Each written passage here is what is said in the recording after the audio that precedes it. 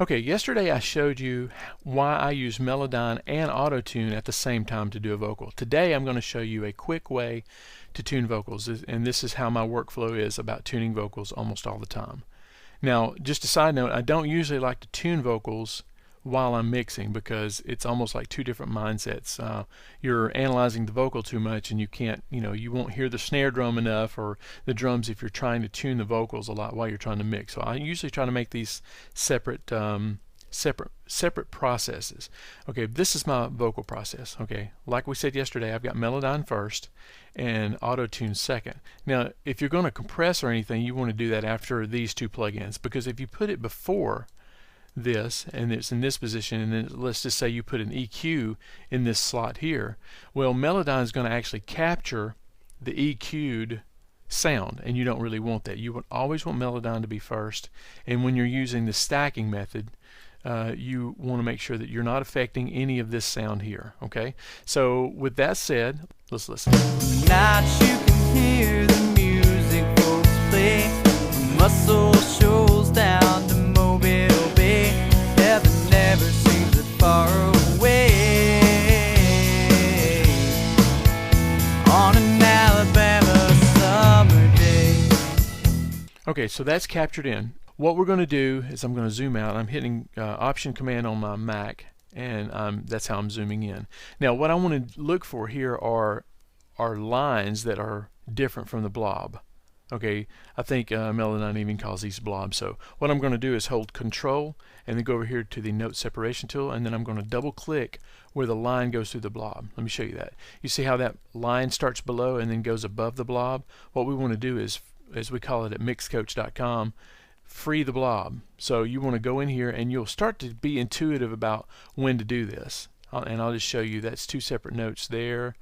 And sometimes you'll want to, like this right here. This is good because it looks like he did a slip down into it. So let's separate this one. Let's go. There's a good example right there. That's a scoop up. That's a very normal, natural thing for a vocalist to do. And see what happens is in Melodyne, you see that's actually three notes, actually four notes there. This is the first one where he scoops up into it. This is where he does a lick. So we're going to separate that. See how it jumped up to the next note? And this is the same note as this. So this is probably the same thing. This is the same thing, and see he slipped off of this note. We're going to separate that, and then we're going to take this. Okay, so pretty much I've got all the blobs freed. So now the next thing we're going to do, let's see, this here, we won't worry about those too much unless we hear something that's abnormal. Okay, so I'm going to select all of this. You can either just rake across it like this and select it all, or you can right click and hit select all. Okay, now I'm going to go to the correct pitch, and we're just going to, as you can see, the pitch is getting better and better as we slide it to the right.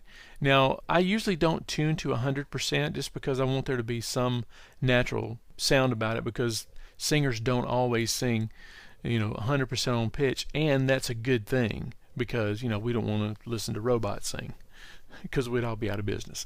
So anyway, so I'll push it up to around 80 to 100%, and then keep in mind that we've got Auto-Tune that's doing the other work. So just take that with a grain of salt. Okay, this is actually pitch drift, and if you'll notice, there's not a whole lot going on right here. If you have people that are not as accurate as Ben is, you might be listening to this vocal going, why is he even tuning this vocal? Because it's really good, and I agree, but this is for demonstration purposes. So usually the way I set it up is, correct the pitch between 80 and 100, and usually correct the pitch drift. I usually do that around 90 to 100. Then I hit OK. And now let's listen again. Now what you want to do, the next step is just to go back and listen to what you've tuned and make sure that you didn't tune any notes. You still have to use your ears to tune. You can't just double click in Melodyne. So let's listen now. Tonight you can hear the music folks play, muscle shoals down to Mobile Bay. Heaven never seems that far away. On an Alabama summer day. Okay, there's one note over here.